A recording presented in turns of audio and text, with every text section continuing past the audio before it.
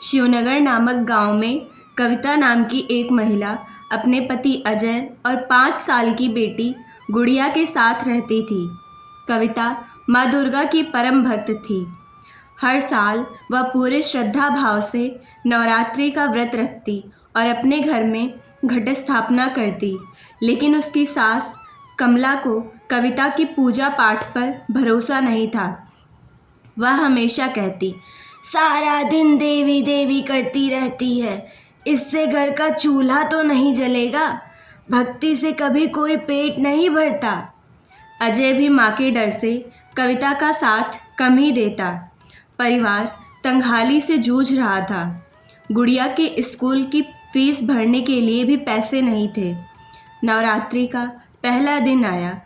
कविता ने संकल्प लिया, माँ दुर्गा, इस बार मुझे अपने परिवार के लिए कुछ अच्छा चाहिए।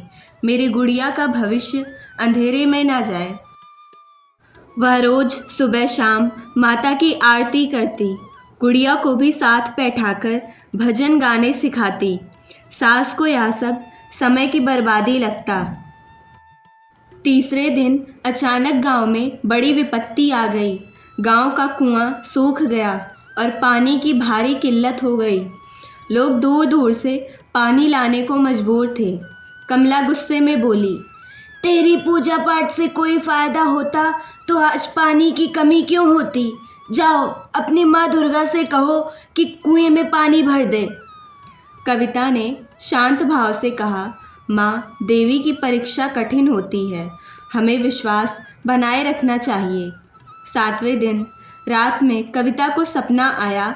माँ दुर्गा ने स्वर्णिम रूप में दर्शन दिए और कहा, कविता, कल नवरात्रि का अष्टमी है, तुम कन्या पूजन करोगी और फिर गांव के सूखे कुएं के पास दीपक जलाना। मेरे आशीर्वाद से सबकी प्यास बुझेगी।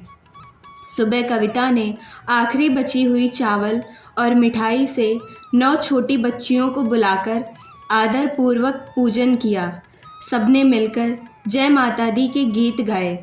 फिर कविता ने गुड़िया का हाथ पकड़कर सूखे कुएं के पास दीपक जलाया। चमत्कार हुआ।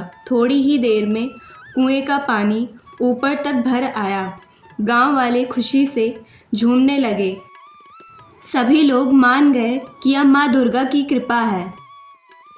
अब सास कमला रोते हुए बोली, बहू, मैं तुझसे माफ़ी मांगती हूँ। मुझे तेरे विश्वास पर संदेह नहीं करना चाहिए था। तू सचमुच माँ की सच्ची भक्त है। अजय ने भी कविता का हाथ थामकर कहा, तुम्हारी भक्ति ने पूरे गांव को जीवन दिया है। अब से मैं हर नवरात्रि तुम्हारे साथ व्रत रखूंगा। गांव के लोग भी उस कुएं को माँ दुर्गा कुआं कहने लगे। उस नवरात्रि के बाद कविता का परिवार सुख समृद्धि से रहने लगा। गुड़िया भी पढ़ लिख कर बड़ी हुई और गांव में सबके लिए मिसाल बन गई। इस तरह नवरात्रि का पर्व केवल पूजा का नहीं, बल्कि आस्था, विश्वास और शक्ति का प्रतीक बन गया।